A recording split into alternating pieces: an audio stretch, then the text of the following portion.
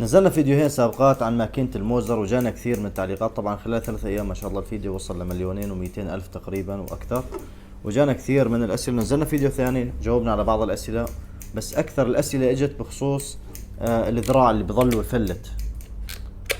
شو السبب إنه الذراع بظلوا يفلت وكيف نعالج هاي المشكلة؟ طبعا أول شيء خلينا نشرح ليش الذراع بظلوا يفلت. الذراع بالشكل هذا، هاي ماكينة مكسورة طبعا،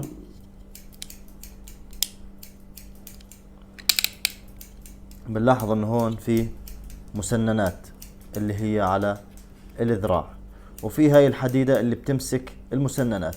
كثرة الاحتكاك بالشكل هذا، لما نضل في احتكاك هون مكان الحديد مكان المسننات، الحديد بتاكل فبتصير تزحط، تصير الحديدة هاي ما بتمسك المسننات، لهذا السبب تصير يفلت.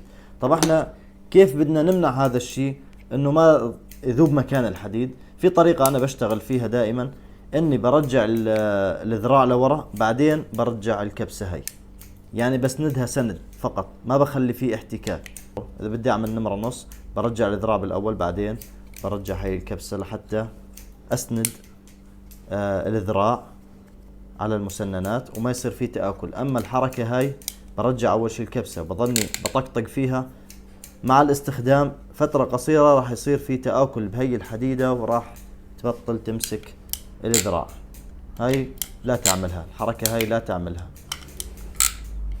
لانه عندنا هاي الماكينة كمان نفس الاشي، الذراع ما عم يمسك، الحديد فيها متآكل. طبعا هاي ماكينة قديمة احنا حاطينها جنب، لكن حبينا بس انه نشرح عليها بالشكل. انا لو بدي اشتغل عليها شو بدي اعمل؟ بدي افرط الماكينة، بدي اشيل الحديدة هاي وابدلها لحتى الذراع يمسك معي، لانه بتكون متآكلة. في كمان اسئلة اجت بخصوص سن الشفرات. طبعا سن الشفرات يعني نادر جدا لانك تحتاج لسن الشفرات، يعني احنا الماكينة انا ولا مرة سنيت شفرات، بتخرب الماكينة والشفرات بضلوا شغالات، وممكن اركبهم على ماكينة ثانية. مو كل فترة، مو اذا الماكينة بتعلق براس الزبون او بدها تنظيف معناته بدها سن شفرات، ما بتسن الشفرات كل فترة. الشفرات ما بيخربوا بسهولة الا اذا اكلت صواب، اذا وقعت على اسنانها بصير فيها زنة، هون بصير بدها سن الشفرات. اما اذا شغلت انه بتعلق او بتاكل الشعر هيك او حركتها بطيئة، بيكون بدها تنظيف، يكون بدها عيار، صوتها عالي، يكون بدها عيار وليس سن الشفرات. وسن الشفرات بدها مختص، انا باخذ لعند مختص، انا ما بعرف اسن شفرات ولا حدا بيعرف يسن شفرات الا مختصين، لانه هاي الشفرات حساسة، في حجرة خاصة وطريقة خاصة لحتى تسن فيها الشفرات. انا ما بنصح حدا يجربها في البيت لانك راح تخرب الشفرات، فالافضل انك تاخذها عند مختص. بس اللي عنده هاي المشكلة برضو يشوف الصالونات، دائما يكون عندهم ماكينات اللي بتخرب اللي بتنكسر بيحطوها على جنب. مثلا انا عندي هاي الماكينة مكسور الشصي، حاطها على جنب، راح احتاج منها هاي القطعة الذراع.